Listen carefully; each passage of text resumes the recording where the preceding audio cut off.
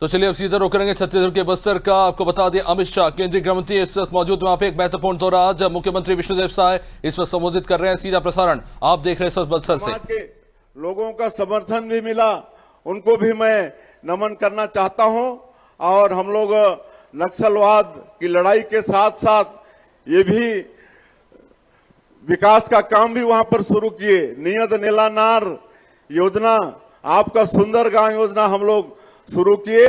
और जैसे जैसे सुरक्षा कैंप खुलते गए वैसे वैसे सुरक्षा कैंप का कार्य क्षेत्र होता गया। और वहां पर हम लोग नियत नीलानार योजना के माध्यम से प्रदेश सरकार की योजना को वहां पर पहुंचाते गए। वहां पर सड़कें बनना शुरू हुआ, बिजली पहुंचनी शुरू हुई, घरों में पानी पहुंचाना शुरू किए। जहां कभी खाली गोलीबारी की भाषा आवाज सुनाई देती थी, वहां पर स्कूल की घंटी बजने लगी, अस्पताल वहां पर खुलने लगा, राशन के दुकान खुले। जब हम वहां पर जाते थे तो लोग बताते थे कि राशन के लिए 3-3 दिन उनको लगता था। इतना दूर राशन का दुकान खुलने नहीं देते थे। लेकिन अब नक्सल मुक्त हमारा ये छत्तीसगढ़ हुआ है, तो उसी गांव में आज राशन भी लोगों को मिल रहा है। तो आज ये सब काम नक्सल मुक्त होने के बाद हुआ है। आज नियत नीलानार योजना के माध्यम से प्रदेश के 525 गांव से ज्यादा गांव में आज हम लोग सरकार की योजनाओं को सड़क, बिजली, पानी, राशन कार्ड, आयुष्मान कार्ड सब पहुंचाने में सफल हुए हैं। और ये जो विपक्ष के लोग एक नैरेटिव बनाते हैं कि यहाँ नक्सलवाद इसलिए समाप्त कर रहे हैं कि यहाँ पर उद्योगपतियों को बैठाना है, तो आज पूरे समाज के लोग भी आए हैं। और माननीय गृह मंत्री जी भी उपस्थित थे, उनके आशीर्वाद से मैं बोल रहा हूं कि ऐसा कुछ भी नहीं है। उनका ये नैरेटिव बनाना बिल्कुल असत्य है। यहाँ पर हम लोग इस क्षेत्र में यहाँ पर कृषि को बढ़ाने वाले हैं, काहे कि यहाँ की मिट्टी उर्वरा शक्ति से भरपूर है, यहाँ के लोग मेहनतकश हैं। और इसलिए अभी हम लोग 2 बड़ा सिंचाई का परियोजना मटनार और देउर गांव 2000 करोड़ का सिंचाई योजना यहाँ पर स्वीकृत किए हैं, जिससे करीब 80,000 एकड़ में सिंचाई होने वाला है। हम लोग यहाँ खेती को बढ़ावा देना चाहते हैं। सैकड़ों तरह के वनोपज हैं, इमली पूरा जंगल में पड़ा है। आपका कहां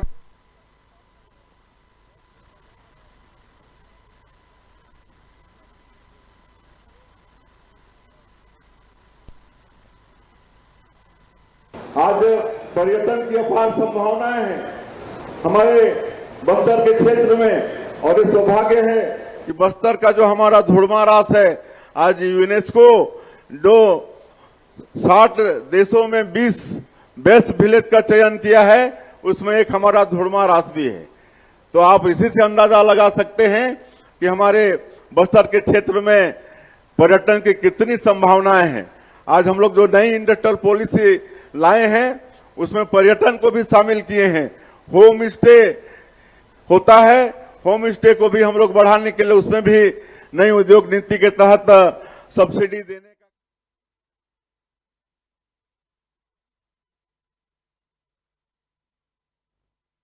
और माननीय हमारे केंद्रीय गृह मंत्री जी का पूरा आशीर्वाद है। जितना हमारा ये क्षेत्र पिछले 4 दशकों में पिछड़ा रहा, उसी तेजी के साथ विकास में आगे ये बढ़ने वाला है। उन्होंने हम सब लोगों को आश्वस्त भी किया है। देश का सबसे अच्छा आदिवासी संभाग ये बस्तर का क्षेत्र बनेगा, ये हमारे माननीय गृह मंत्री जी ने हम लोगों को आश्वस्त किया है। इसलिए आप सब लोगों को, इस क्षेत्र के लोगों से मैं कहना चाहूंगा कि किसी भी तरह से चिंता करने की आवश्यकता नहीं है। जितना दिन आप लोग दुख झेले, आगे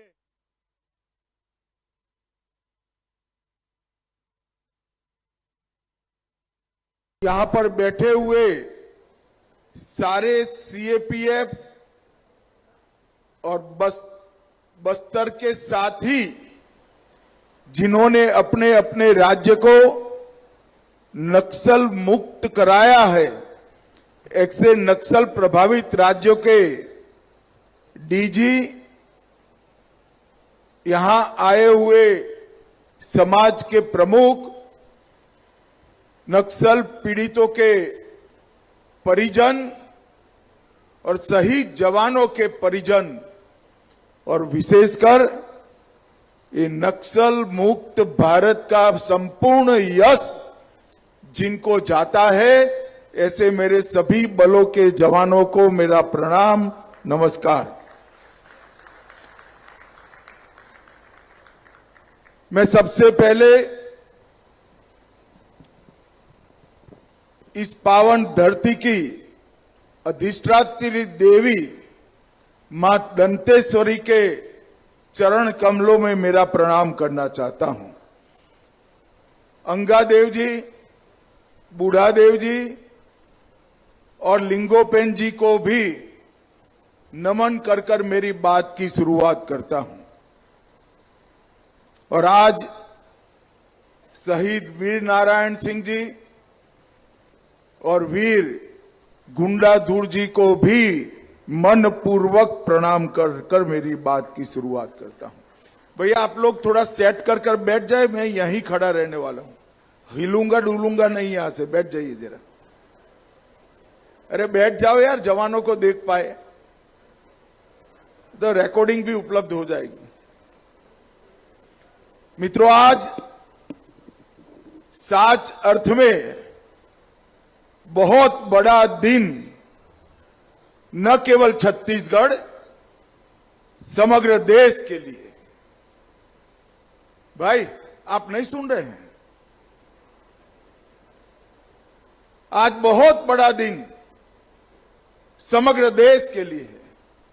मैं आज यहां खड़ा रहकर सीना तान कर कह सकता हूं कि भारत नक्सल मुक्त हो चुका है। और एक ऐसा स्वप्न था,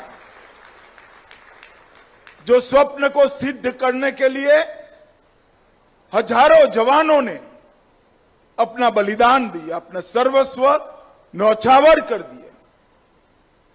शायद ही देश का कोई बल बाकी होगा जिसके जवानों ने नक्सलवाद का सामना करते करते अपने प्राण न गंवाए। 1971 से लेकर 31 मार्च 2026 तक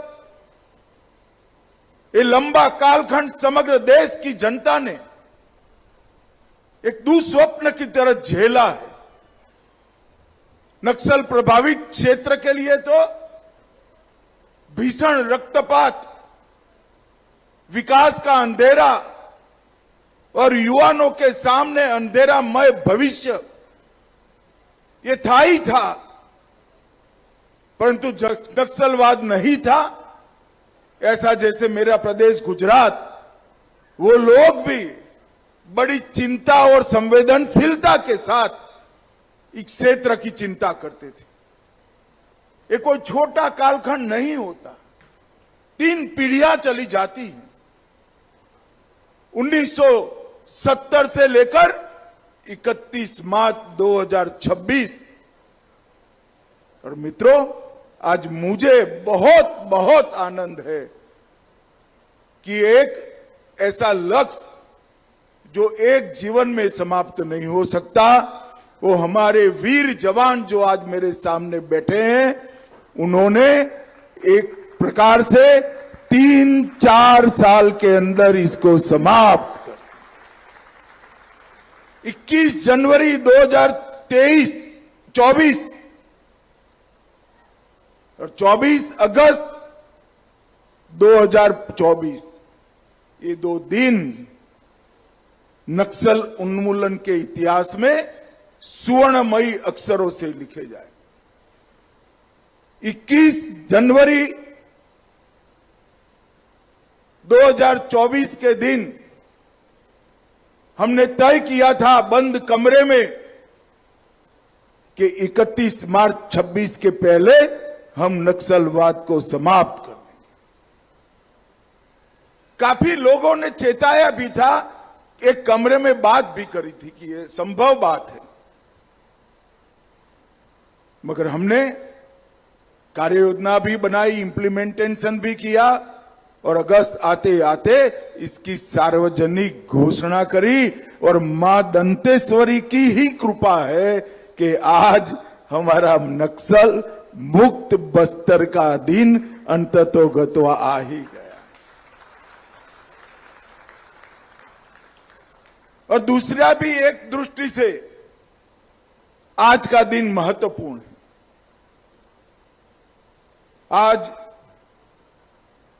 शहीद वीर गुंडाधुर सेवा डेरा ये प्रकल्प की शुरुआत हुई। हमारे छत्तीसगढ़ के अंदर लगभग 200 सीएपीएफ के कैंप हैं। ये 200 कैंप अब तक यहां के आदिवासियों की